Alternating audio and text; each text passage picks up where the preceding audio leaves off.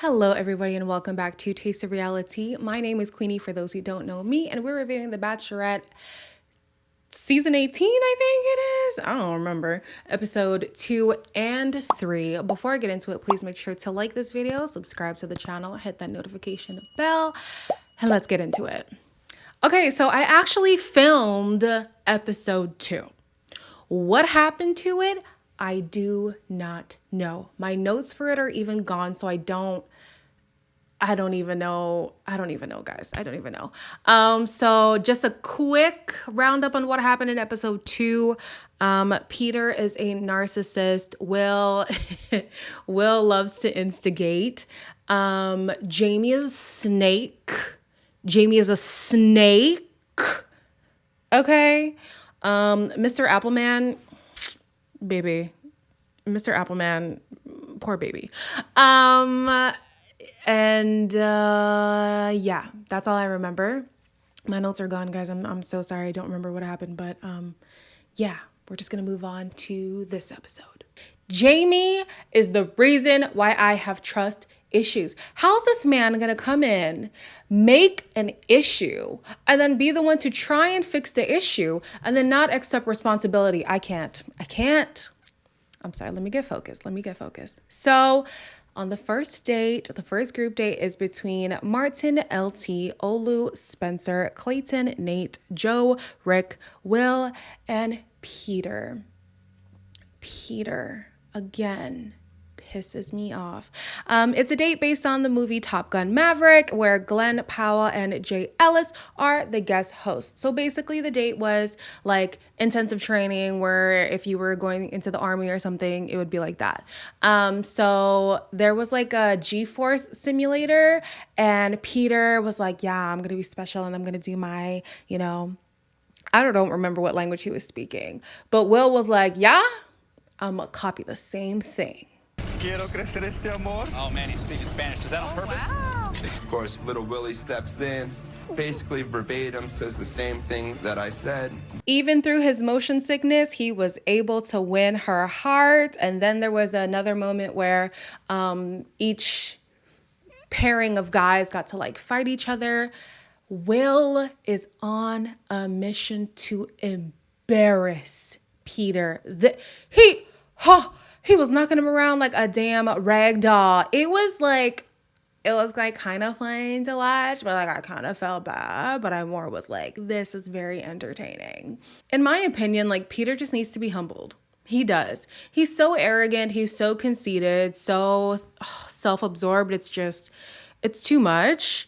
I honestly feel like, I know they love to put in producer plants, but like it's tired. I'm so over it. Like the Peters and the Jamies. Anyways, Will did win some extra time with Michelle. They got to ride off in the sunset in this car. Forget what kind of car it was, but it was, a nice little old school. And yeah, off to the evening. At the cocktail party, my baby Zeddy. Okay, my baby Zeddy Clayton. Oh, this man is so fine. He was the first to pull Michelle aside, and he tried to give her a taste of the G-Force simulator. They were spinning around like kids in a park. He ended up getting a kiss from her, and I thought it was cute. Joe and Nate also, wooed her a little bit. They got a kiss. It's not new to them. They've been kissing her. I always find it funny that the men who are at the bottom of the pack have the most to say. They are so thirsty for camera time. So here goes Peter trying to start an argument yet again. You're intimidated by me, bro. That's why you feel like you gotta throw these like little chihuahua bites at my ankles. Bro? That's really what it is. I'm not intimidated, bro. This argument is literally about absolutely nothing. They have more passion for each other than they do Michelle. And then you have poor little Chris Brown in the middle. In an awkward position, doesn't know what to do. Peter chooses to escalate things even more by taking Will's jacket that he won in the date and throwing it into the pool. Will didn't take it well. He actually got emotional about it. I thought he would have been irate, but he got emotional. And I was like, oh, Will, still don't care for you, but oh, that kind of sucks. He decided not to share the information with Michelle. I'm sure it's going to pop up again. So the Peter Will saga will continue. I feel like Martin is a dark horse. Like Martin is not really on people's radar, but he's making an impact. So we don't see much of him, but he's made his presence known even at the date, you know, checking in on her, making sure she's okay. And then again at the cocktail party, and it paid off. It paid off because he got that final rose and he got some extra time. Watch out for Martin. Watch out for Martin. The person who's absolutely of no threat, no offense, is Rodney, Mr. Appleman. He's not gonna go far. If he does, I genuinely will be shocked. But Rodney, I feel like, you know, he's kind of that guy where you're like, oh, he has a crush on me, you know? But you're not really like all the way in. You just kind of like that someone has a crush on you. So he gets picked for the for the solo date of the week. And even Malik was like, ain't nobody threatened by him. I think she's gonna keep him in the friend zone, you know what I'm saying? So I'm not worried about it. For Rodney. He's funny, man. Now, is Malik in the running? Absolutely not. But does Malik make a point? Yes. And is he... he is fine too. If this doesn't work out, which I know it will not, holla at your girl. Like, I'm single. The date is truth or dare, and they're running around doing dares for each other. There was like a blindfolded eating one, similar to the one they did last week for Rodney. And then Rodney had to like streak throughout the hotel naked. You know, the Bachelor loves nudity, so there's no surprise here. But in the evening, the date kind of took a more serious turn, and Rodney was talking about his upbringing and just, you know, connecting on a deeper level with Michelle. Yeah, you make it easy to be myself, but you also just make it easy for me to trust you. To me, it still kind of felt like a filler date. She even said, you know, he's breaking through the friend zone. Like, you could tell that's where she put him. You just feel it, you know? No offense, but Ronnie gives nice guy. And in this case, do the nice guys finish last? Yeah. Moving on to the next group date, we have Jamie, Leroy, Chris G, Casey, Malik, Chris S, Brandon, and Romeo. Who's Rudy? Oh, the poet guy. The poet. Oh, geez. Okay. So Rudy Francisco is the host, and he is a poet. Why the hell would you make these men do poetry?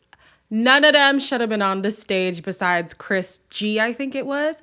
Chris G was the only one who sounded convincing. He's the poet that got me hooked on spoken word. He's here. I'm here. Michelle's right next to me. So now it's time for Jamie to go. And well, listen, we're not even going to play it. We're just going to say he didn't understand the assignment. I misunderstood the assignment. I misunderstood the assignment. His arrogance was truly on display today because he genuinely believes that he is the standard. He is the standard. He is, you know, the one who's the most transparent. Nobody else here is competition. It just...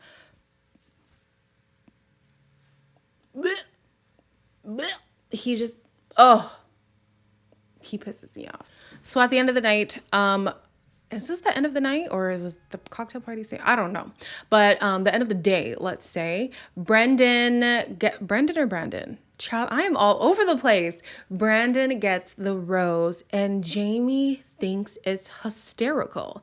He's like, we're not on the same caliber. If he's getting a rose and like, shut up. So she's basically just a spring break mode.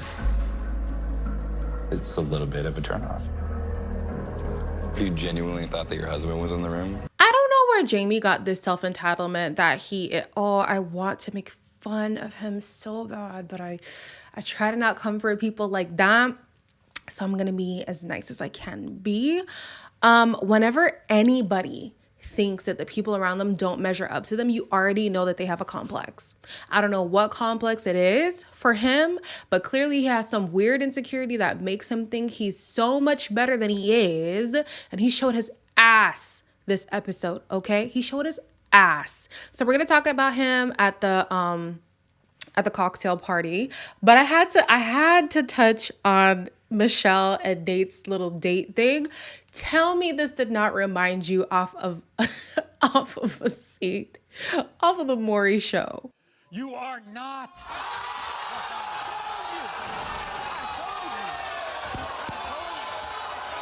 Okay, all jokes aside, Michelle's having a conversation with Rick, and she tells him what's his name? I just forgot his name. Jamie. What Jamie told her, and then he's like, that doesn't make sense because that's not a house consensus. And then he decides to tell some other guys in the house, and they decide to confront Jamie. You know, there's this character in the room behind this conversation, but you can't say who was having the conversation. I don't have specific names because I wasn't part of conversations, like I said. All of a sudden, now you don't know. Now you don't know. Now you don't know? Because you were out here talking like you knew the temperature of the house. You knew what was going on. You knew everybody's opinion off of this one little rumor that you started. I cannot stand people like this. Don't start a fire and then want to be celebrated for trying to put it out. Why did you start the fire? Why?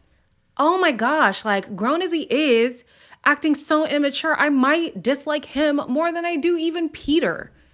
And that's saying a lot. Shortly after that, Michelle is informed that it was indeed just Jamie who had those feelings about her, and that there wasn't any questioning of her intentions by the house, at least. So she confronts the situation again, but in the presence of everybody, and basically like he's waffling. He's like, so she's like, yeah, let's go outside. I don't trust you at this moment, and I have to be done with it.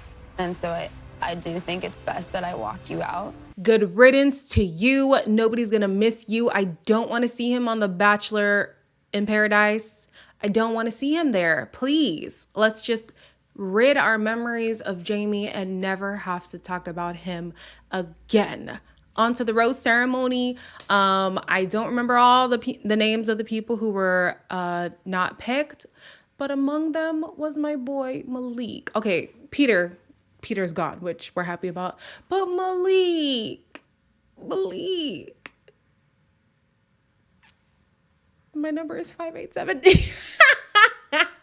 No, I'm actually very heartbroken that he's gone. I felt like he was good vibes. It's unfortunate he didn't make a connection, but you know, there's always other connections to be made out here, so don't worry about it, boo. We can make something work. Next week, it seems like the drama is continuing. Chris S is starting to be an antagonist.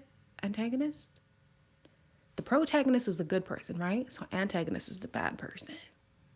Let's go with that. He's starting to be the antagonist for that episode. So, man, the shit show continues. Until then, as always, like, comment, share, and subscribe. And I'll see you guys in the next one.